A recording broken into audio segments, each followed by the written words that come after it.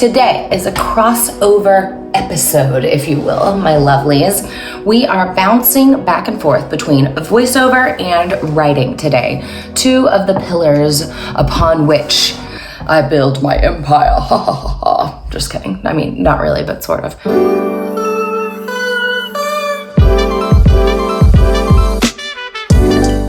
Today we're talking about audience. Yep, of course. You're gonna implement this information differently based upon whether you're doing voiceover or you're writing, and you're gonna implement it differently if you're writing copy than if you're writing content, all of those kinds of things. But today, the knowledge, we are backing up just to the knowledge of your audience. That is what is essential to prepping any new project. Who are you writing to, right? Who's listening? Who's reading? This will inform your voice, your tone, your style, your delivery, all of the above. For example, if you're narrating an e-learning course for an ESL student, you're gonna read that very differently than if you're reading a local radio commercial that has to fit in 30 seconds, right? You're writing a blog post for elementary education product, that's gonna sound different from a real estate investment post, no? Duh, okay. First and easiest way to get to know your audience is through research by asking the client. That's the first thing you wanna do. Now, always start here. Don't assume things based on what you may know about the client beforehand. Don't put on your own interpretation first. First, ask the client. That is your base. You wanna find out who their ideal customer is, what their avatar looks like, if they have an archetype, et cetera, et cetera. These are a lot of marketing ways to define who the ideal customer is, and whatever your client knows, you need to know that too. But the thing about clients, well, sometimes they'll have a ton of information. You'll be like, yes, awesome. I don't have to do anything. I know everything about your ideal customer. You're good to go. However, you will find in this online creative journey, creating things for other people, that a lot of companies haven't done all the research to know their audience fully. So you can step in and do this on your own. You can also, getting to know your client's audience can be a valuable asset to them later on because you've defined their audience in clear ways that maybe they haven't defined it themselves. So if they don't have the information you need, it's time for some good old-fashioned Googling. First, you want to find out who their competitors are. You can take advantage of Answer the Public, which we talked about recently.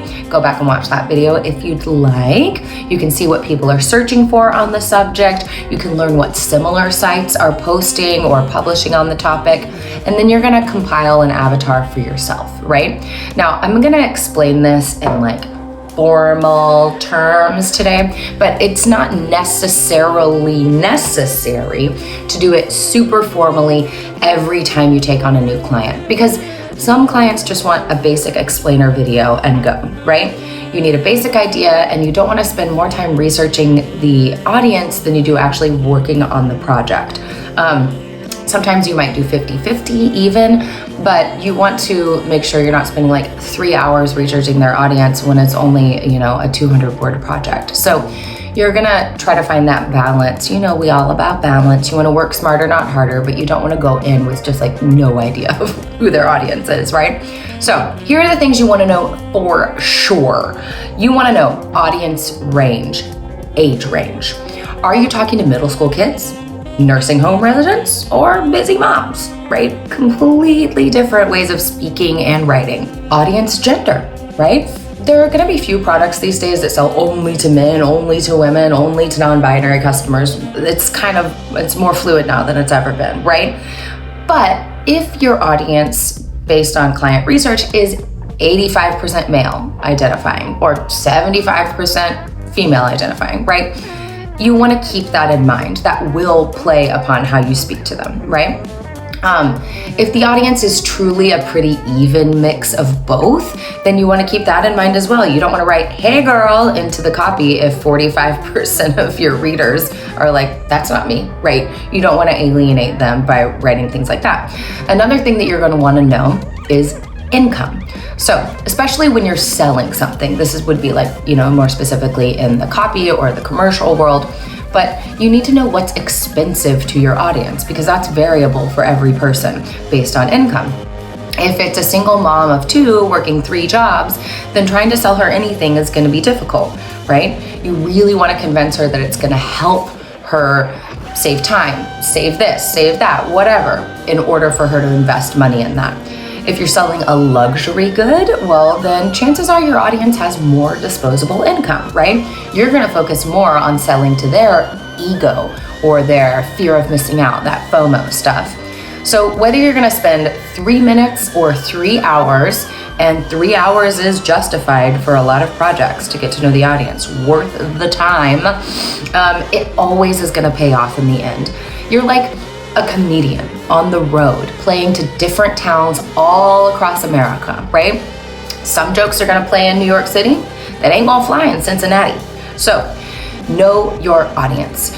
They're the customer, the consumer, the client. Ultimately, we are serving them. Even if you're working through a client, you're serving their customer, right? So knowing who you're speaking to is a must. Must. Remember, the first 3 things you're going to want to learn are age range, gender if applicable, income range. That will help you sort of narrow down who we're talking about and what we're talking about and who we're talking to, which is most important. All right, friends. So thanks for tuning in to the Business of Storytelling. Again, I'm Caroline Cole. Follow me on Instagram at Caroline Cole Stories or on Twitter at C Cole Stories. And don't forget to like, comment, subscribe, do all of the below.